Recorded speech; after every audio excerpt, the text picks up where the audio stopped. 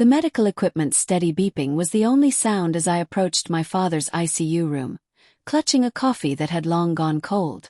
What I heard through the partially open door made my blood freeze. "Once Marcus takes control, we'll gut her department first," my stepmother Elena whispered to my half-brother. "That spoiled princess has had it too easy for too long. I've already secured 3 board votes." Marcus chuckled, the sound like nails on glass. "Dad always babied her. Time she learns how the real world works. We'll start by cutting her salary, then phase her out completely." I pressed myself against the wall, invisible in the hospital corridor's shadows.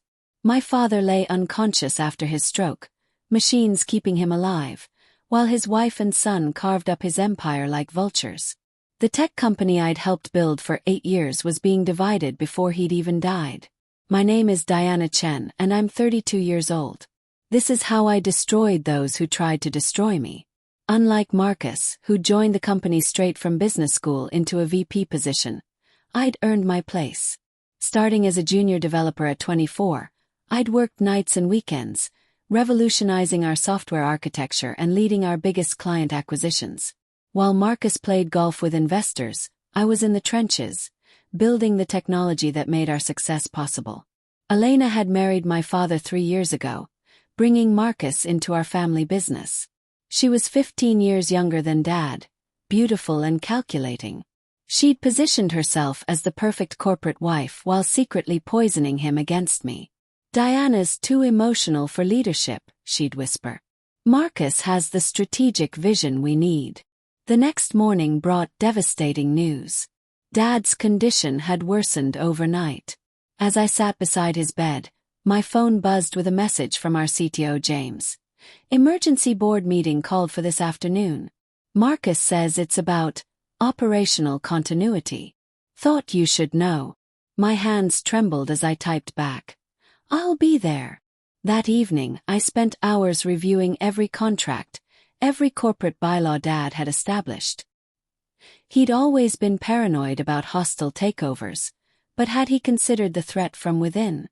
The boardroom felt like a tribunal when I arrived. 5 members sat around the polished table, their faces carefully neutral. Marcus stood at the head, Elena beside him despite having no official role. Their surprise at seeing me was obvious. "Diana," said Robert, our longest-serving board member, "we didn't expect you given the circumstances." "My father built this company," I replied, setting down my laptop. "I belong here." Marcus recovered quickly, launching into his presentation about necessary restructuring and modern leadership approaches. He proposed outsourcing our development team, my team, to cheaper overseas contractors. When I challenged the numbers, he dismissed my concerns as technical details. "Our core development represents 60% of our competitive advantage," I argued. "Outsourcing would be corporate suicide." Elena leaned forward. "Diana, emotion has no place in business decisions." The meeting dragged on for 2 hours. Marcus painted himself as the visionary leader while subtly undermining my contributions. I watched board members I'd known for years begin to nod along with his logic. Then Robert cleared his throat. "Before we make any decisions, there's something you both need to see." He produced a sealed envelope from his briefcase. "Your father gave me this 6 months ago with specific instructions." Marcus straightened.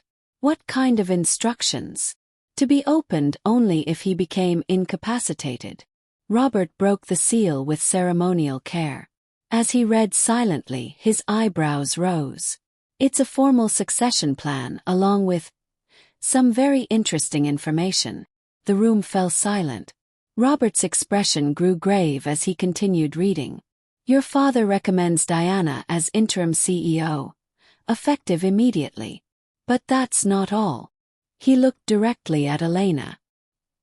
"He's documented concerns about financial irregularities and unauthorized access to company accounts."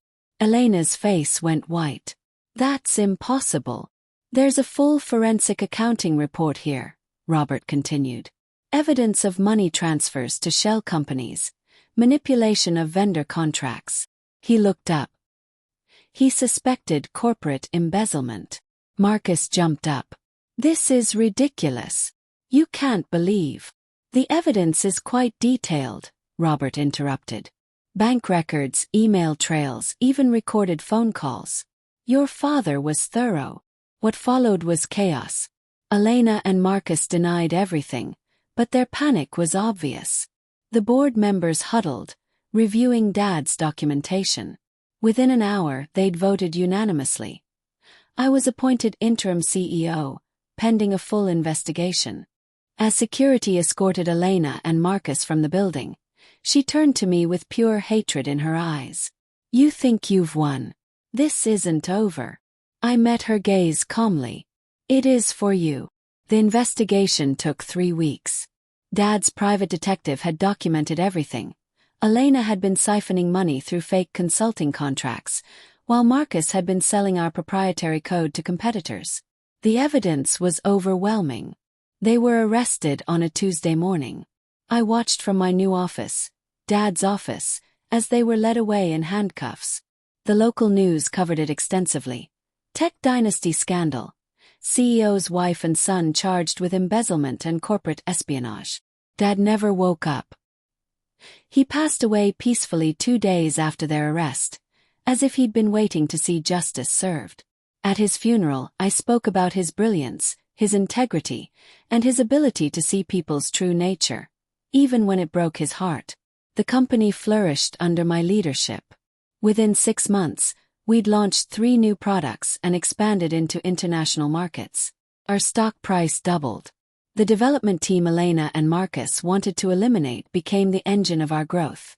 Elena received 5 years in federal prison. Marcus got 3 years plus restitution. Their lawyer argued for leniency, claiming they were misguided rather than malicious. The judge wasn't impressed.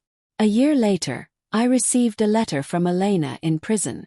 She wanted to apologize, to explain how desperation had driven her actions. She asked for my forgiveness and help with her appeal. I never responded.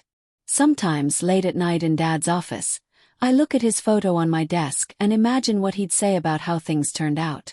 The company is stronger than ever, our employees are thriving, and justice was served. The best revenge isn't always about punishment. Sometimes it's about proving your worth while watching your enemies destroy themselves. Elena and Marcus thought they could manipulate a grieving daughter and steal an empire. Instead, they walked straight into a trap set by a man who loved his company more than his own family. My name is Diana Chen, and this is how I reclaimed what was always mine. Not through birthright, but through competence, integrity, and a father's final gift of truth.